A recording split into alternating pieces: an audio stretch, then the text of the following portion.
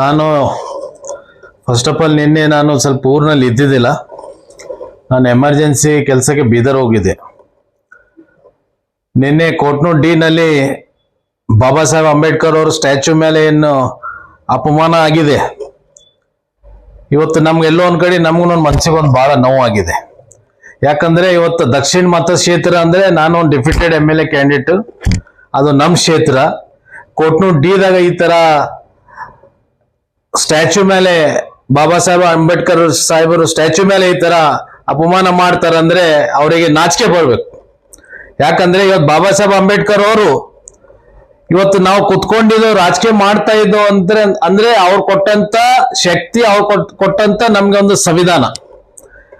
ಇವತ್ತು ಮುಖ್ಯಮಂತ್ರಿ ಆಗ್ಬೋದು, ಪ್ರಧಾನಮಂತ್ರಿಗಳಾಗ್ಬೋದು, MLAಗಳಾಗ್ಬೋದು, ಇವತ್ತು ಅವ್ರ ಸಂವಿಧಾನ ಬರ್ದಿಲ್ಲ ಅಂದ್ರೆ ಯಾರು ರಾಜಕೀಯ ಮಾಡಕ್ಕೆ ಸಾಧ್ಯನೇ ಇದ್ದಿದ್ದಿಲ್ಲ. ಇವತ್ತು ಕೋಟ್ನೂರು ಡಿ ನಲ್ಲಿ ಏನ್ ಘಟನೆ ಆಗಿದೆ, ಇವತ್ತು MLA ಕಾಂಗ್ರೆಸ್ ಸರ್ಕಾರ, ಇವತ್ತು ಅಲ್ಲಿದ್ದಂತ MLA ಅವ್ರನ್ನು ಕಾಂಗ್ರೆಸ್ದವ್ರು. ಕಾನೂನು ಯಾವ ರೀತಿಯಲ್ಲಿ ಇವರು ನಡೆಸ್ತಾ ಇದಾರ ಅಂತ ಜನರಿಗೆ ಗೊತ್ತಾಗ್ಬೇಕು.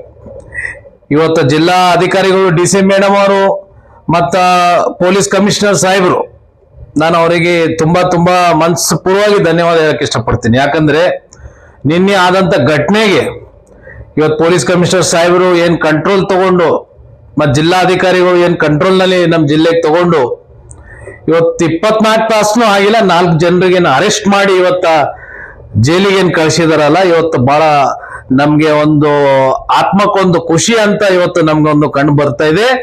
ಅದ್ರ ಮೇಲೆ ಇನ್ನ ಯಾರ್ಯಾರು ಆರೋಪಿಗಳಿದ್ದಾರೆ, ಇವತ್ತು ಬಾಬಾ ಸಾಹೇಬ್ ಅಂಬೇಡ್ಕರ್ ಸಾಹೇಬ್ ಸ್ಟ್ಯಾಚ್ಯೂ ಮೇಲೆ ಅಪಮಾನ ಮಾಡ್ಬೇಕಂದ್ರೆ ಅದು ಧೈರ್ಯ ಬೇಕು. ಅಂತವರಿಗೆ ಗಲ್ ಶಿಕ್ಷೆ ಆಗ್ಬೇಕು.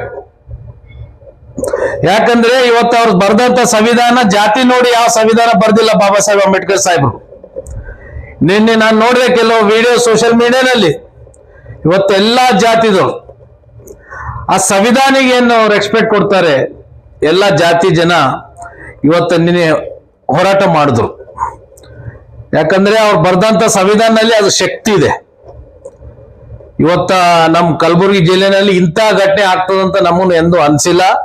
ಇವತ್ತು ನಿನ್ನೆ ಆಗಿದ ಘಟನೆ ಮೇಲೆ ಇವತ್ತು ಅಪೋಸಿಷನ್ ರೂಲಿಂಗ್ MLA ಮತ್ತೆ ex-MLA ಅವ್ರನ್ನು ಸ್ಟೇಟ್ಮೆಂಟ್ ನಾನು ನೋಡಿದೆ. ಅಲ್ಲಂ ಪ್ರಭು ಪಾಟೀಲ್ ಅವ್ರದ್ದು ಸ್ಟೇಟ್ಮೆಂಟ್ ನೋಡಿದೆ. ದತ್ತಾತ್ರೇಯ ಪಾಟೀಲ್ ಅವರು ತಮ್ಮ ಪಾರ್ಟಿ ಆಫೀಸ್ ನಲ್ಲಿ ಒಂದು ಪ್ರೆಸ್ ಕಾನ್ಫರೆನ್ಸ್ ಕರೆದಿದ್ರು. ಇವತ್ತ ಇದು ಯಾ ಜಾತಿಗೆ ಸಂಬಂಧ ಅಲ್ಲ, ಯಾ ರಾಜಕೀಯ ಸಂಬಂಧ ಅಲ್ಲ. ಈ ವಿಷಯ ನಮ್ ದೇಶದಾಗ ಪ್ರತಿಯೊಂದು ನಾಗರಿಕ, ನಮ್ಮ ದೇಶದ ವ್ಯಕ್ತಿಗೆ ಇದು ವಿಷಯ ಸಂಬಂಧಪಟ್ಟಂತ ವಿಷಯ ಇದು. ಇವತ್ತು ಬಾಬಾ ಸಾಹೇಬರು ಅಂಬೇಡ್ಕರ್ ಸಾಹೇಬರು ಹೆಸರು ಗಳಿಸ್ಬೇಕಂದ್ರೆ ಮತ್ತೊಬ್ಬರು ಹುಟ್ಟಕ್ ಸಾಧ್ಯ ಇಲ್ಲ. ಅವ್ರು ಬರ್ದಂತ ಸಂವಿಧಾನ ಆ ತರ ಶಕ್ತಿ ಇದೆ. ಇವತ್ತು ಅದ್ರ ಮೇಲೆ ಇನ್ನ ಪೊಲೀಸ್ ಕಮಿಷನರ್ ಸಾಹೇಬರು ಅಲ್ಲಿ, ಜಿಲ್ಲಾ ಅಧಿಕಾರಿಗಳು ಅಲ್ಲಿ, ಇನ್ಚಾರ್ಜ್ ಮಿನಿಸ್ಟರ್ ಸಾಹೇಬ್ರಾಗ್ಲಿ, ಅದ್ರ ಮೇಲೆ ಇನ್ನ ಬೇಕಷ್ಟು ತನಿಖೆಗಳು ಆಗ್ಬೇಕು. ನಮ್ ದಕ್ಷಿಣ ಮತಕ್ಷೇತ್ರದಾಗ ಇವತ್ತು ನಮ್ ಸ್ಟ್ಯಾಚ್ಯೂ ಮೇಲೆ, ಬಾಬಾ ಸಾಹೇಬ್ ಅಂಬೇಡ್ಕರ್ ಸ್ಟ್ಯಾಚ್ಯೂ ಮೇಲೆ ಏನ್ ಘಟನೆ ಆಗಿದೆ, ಅಲ್ಲಿ ಜನರಿಗೆ ಒಂದು ನ್ಯಾಯ ಕೊಡಿಸ್ಬೇಕಂತ ಇವತ್ತು ನನ್ನೊಂದು ಬೇಡಿಕೆ ಇದೆ. ಪ್ರತಿ ಎಲ್ಲೆಲ್ಲಿ ನಮ್ಮ ಬಾಬಾ ಸಾಹೇಬ್ ಅಂಬೇಡ್ಕರ್ ಅವ್ರದ್ದು ಸ್ಟ್ಯಾಚ್ಯೂ ಇದೆ, ನಂದೊಂದು ಇದು ಮನವಿ ಜಿಲ್ಲಾ ಅಧಿಕಾರಿಗಳಿಗೆ ಒಂದು ಮನವಿ ಮಾಡ್ತಾ ಇದ್ದೀನಿ, ಇನ್ಚಾರ್ಜ್ ಮಿನಿಸ್ಟರ್ ಸಾಹೇಬರು ನಾನು ಮನವಿ ಮಾಡ್ತಾ ಇದ್ದೀನಿ. ಯಾಕಂದ್ರೆ ಎಲ್ಲೆಲ್ಲಿ ನಮ್ಮ ಸ್ಟ್ಯಾಚ್ಯೂಗಳಿದೆ ಬಾಬಾ ಸಾಹೇಬರದು, ಅಲ್ಲಿ ಒಂದು ಪ್ರೊಟೆಕ್ಷನ್ ಆಗ್ಬೇಕು, CC ಕ್ಯಾಮ್ರಾ ಅಲ್ಲಿ ಕೂಡ್ಸ್ಬೇಕು. ಯಾಕಂದ್ರೆ ಈ ದೇಶದ ಸಂವಿಧಾನ ಬರ್ದವ್ರು ಅವ್ರು. ಇವತ್ತ ಸಂವಿಧಾನ ಮತ್ತೊಬ್ಬ ಬರಿಬೇಕಂದ್ರೆ ಹುಟ್ಟಕ್ಕೆ ಸಾಧ್ಯನೇ ಇಲ್ಲ. ಅಂತ ಸಂವಿಧಾನ ಬರ್ದವರಿಗೆ ಇವತ್ತು ಸರ್ಕಾರ ಕಡೆಯಿಂದ ಒಂದು ಪ್ರೊಟೆಕ್ಷನ್ ಕೊಡ್ಬೇಕು. ಮತ್ತೆ ನಮ್ಗೆ ಒಂದು CC ಕ್ಯಾಮ್ರಾ ಪ್ರತಿಯೊಂದು ಸ್ಟ್ಯಾಚ್ಯೂ ಹತ್ರ ನಮ್ಗೊಂದು CC ಕ್ಯಾಮ್ರಾ ವ್ಯವಸ್ಥೆ ಮಾಡಿ ಈ ಸರ್ಕಾರ, ಇಲ್ಲಿದ್ದಂತ ಜಿಲ್ಲಾ ಅಧಿಕಾರಿಗಳು ಮತ್ತ ಇನ್ಚಾರ್ಜ್ ಮಿನಿಸ್ಟರ್ ಸಾಹೇಬರಿಗೆ ಇದೆಲ್ಲರಿಗೆ ನಾನು ಮನವಿ ಮಾಡ್ತೀನಿ. ಯಾಕಂದ್ರೆ ಇಂಥ ಘಟನೆಗಳು ಆಗ್ತಾ ಇದೆ ಅಂದ್ರೆ ಇವತ್ತ ಯಾರು ಮಾಡ್ತಾ ಇದಾರ ಅಂತ ಘಟನೆ ಅಂತ ಕೆಲವು ವೈರಲ್ಗಳು ಸುದ್ದಿಗಳು ಬರ್ತಾ ಇದೆ.